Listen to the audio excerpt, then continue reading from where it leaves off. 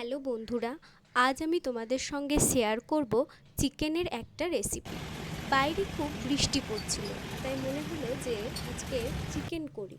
এই চিকেনটা ছিল 400 গ্রাম মতো, আমার একার জন্য যেহেতু, তো 400 গ্রাম মতো চিকেন নিয়েছিলাম। তো এখানে দেখো যে যে জিনিসগুলো আমি নিয়েছি এই চিকেন রেসিপিটি বানানোর জন্য। একটা এখানে হচ্ছে পেঁয়াজ নিয়েছি, প্রথমত পেঁয়াজে নিয়েছি কিছুটা পেঁয়াজ নিয়েছি। তারপর দেখো আমি নিয়েছি 3টে টমেটো। যদিও আমি 3টে টমেটো এক্ষেত্রে লাগেনি, আমি 2টো টমেটো কাটলাম, তারপরে অনেকটা হয়ে যাচ্ছিলো, তারপর আর 3 নাম্বারটা লাগেনি। কিছুটা আদা, কিছুটা লঙ্কা, 1 কোয়া মতো রসুন। যেহেতু পরিমাণটা কমই ছিল চিকেনে, তাই আমি এখানেও কম পরিমাণ নিয়েছি, এবং একটা পাতিলেবু।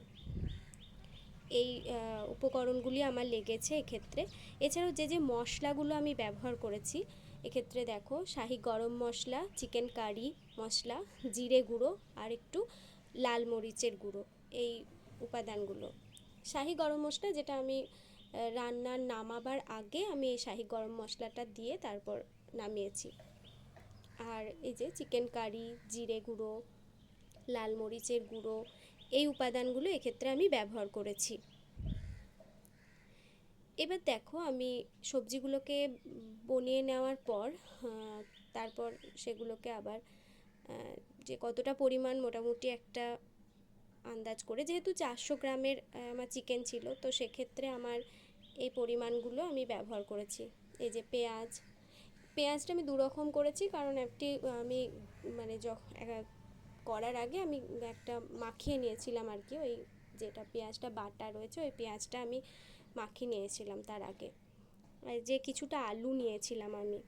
এবার চিকেনটাকে ভালো করে আমি পরিষ্কার করে নিয়ে তার মধ্যে আমি কিছুটা প্রথমে হলুদ দিয়ে দিচ্ছি। চিকেনটাকে আমি একবার মাখিয়ে নেব আর কি প্রথমে, তো এর জন্য প্রথমে আমি খুব ভালোভাবে পরিষ্কার করে নেওয়ার পর সেটার মধ্যে কিছুটা আমি হলুদ যোগ করছি, হলুদ দিচ্ছি। খুব বেশি পরিমাণ হলুদ আমি কিন্তু দেব না, মোটামুটি একটা পরিমাণ। এরপর আমি ওই যে বাটা পেঁয়াজটা ছিল সেটা এর মধ্যে দিয়ে দিচ্ছি। এরপর দিয়ে দিচ্ছি আদা, যে আদাটা আমি বেটে রেখেছিলাম সেই আদাটা আমি এবার দিয়ে দিচ্ছি। এরপর দিচ্ছি রসুন বাটা এবং কিছুটা পরিমাণ পাতিলেবুর রস।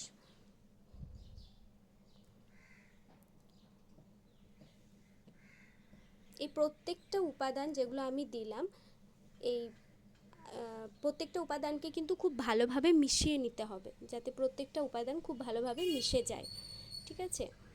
তো এই যে আদা, পেঁয়াজ, রসুন আর হলুদ, পাতিলেবুর রস, আর এর সঙ্গে আমি কিছুটা পরিমাণ তেল দেব, সরিষার তেল, সেটা কিছু পরিমাণ দেব। দিয়ে তারপরে এই প্রত্যেকটা উপাদানকে খুব ভালোভাবে আমি মাখিয়ে নেব। এবার আমার মাখানো হয়ে গেছে উপাদানগুলো। এখানে আমি হলুদ খুব একটা বেশি দিইনি, মাখিয়ে নিয়ে কিছুক্ষণ আমি ঢাকা দিয়ে এটাকে রাখবো। বন্ধুরা, এবার কড়াইয়ে একটু তেল দিয়ে দিলাম, এবং এই তেলটা আমি দিলাম যে আলুগুলো ছিল সেই আলুগুলোকে ভেজে নেওয়ার জন্য। তো এই যে আমি আলুগুলোকে দিলাম, তারপর এর মধ্যে অল্প লবণ, হলুদ দিয়ে আমি এটাকে একটু ভেজে নেব, যতক্ষণ না লাল হচ্ছে ততক্ষণ আমি ভাজবো। এরপর আমি কড়াইয়ের মধ্যে কিছুটা চিনি দিয়ে দিয়েছি। চিনিটা কিন্তু মিষ্টির জন্য নয়, চিনিটা হচ্ছে যাতে রং হয় তার জন্য। এবং আপনি মিষ্টির জন্য অবশ্যই আপনারা যতটা পছন্দ করেন মিষ্টি ততটাই দেবেন, বেশি দেওয়ার প্রয়োজন নেই। এরপর আমি দিয়ে দিচ্ছি পেঁয়াজ।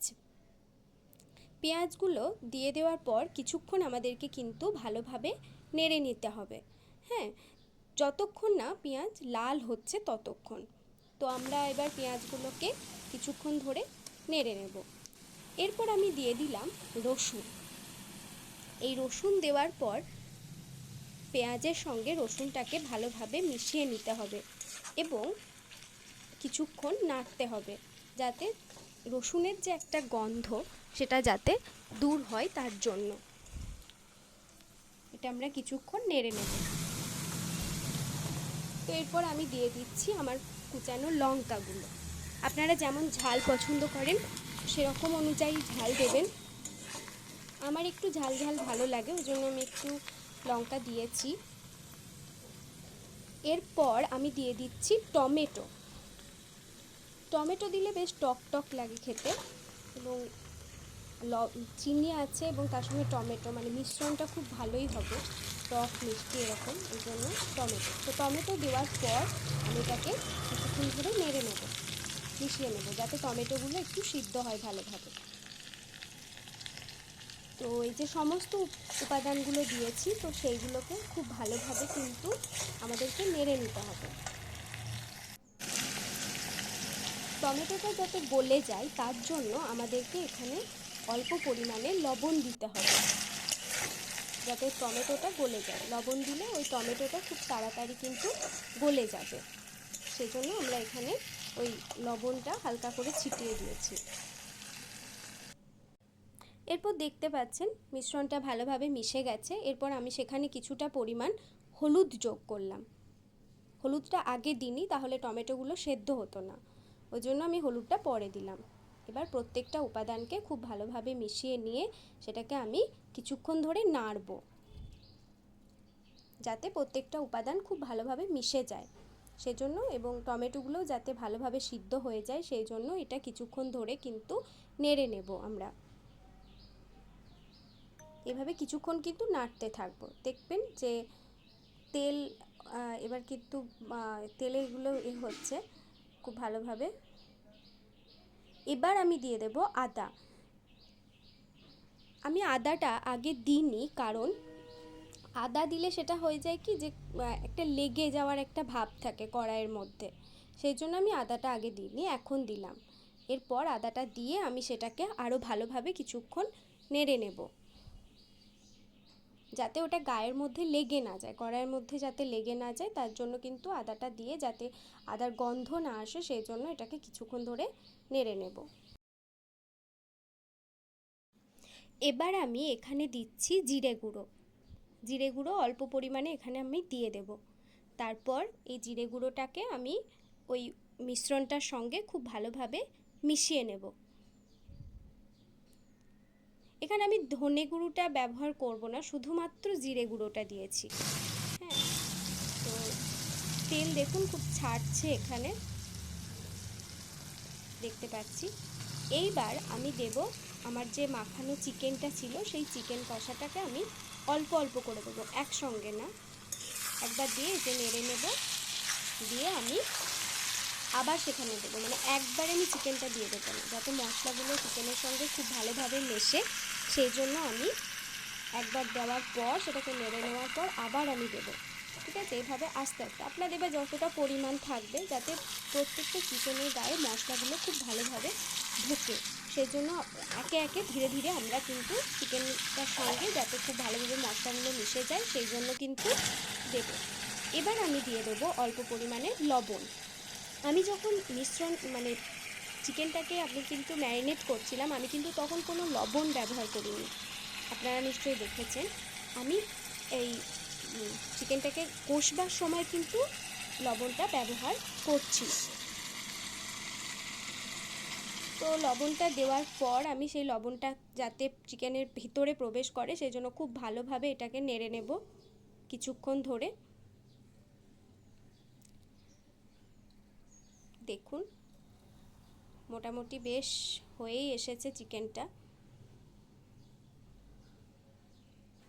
অবশ্য এক্ষেত্রে একটি কথা বলা হয়নি, যে জিরে গুঁড়োটা দেওয়ার পর আমি কিছুটা লাল মরিচের গুঁড়ো এবং চিকেন মশলা যেটা ছিল সেটা অ্যাড করেছিলাম, যদিও সেটা ক্যামেরাবন্দি করা হয়নি। তো এবার আমি কিছুটা জল দিয়ে দিয়েছিলাম, যাতে খুব ভালোভাবে মাংসটা সিদ্ধ হয়ে যায়। জলটা মরে যাওয়ার পর আমার ফাইনালি চিকেনটা হয়ে গেছে, এরকম একটা দেখতে এসেছিল চিকেনটা। তো টেস্ট হয়েছিল খুব সুন্দরই। তো ভিডিওটা যদি আপনাদের ভালো লাগে প্লিজ আপনারা লাইক, কমেন্ট অ্যান্ড সাবস্ক্রাইব করবেন, এবং ভিডিওটা যদি আপনাদের ভালো লাগে শেয়ার করবেন।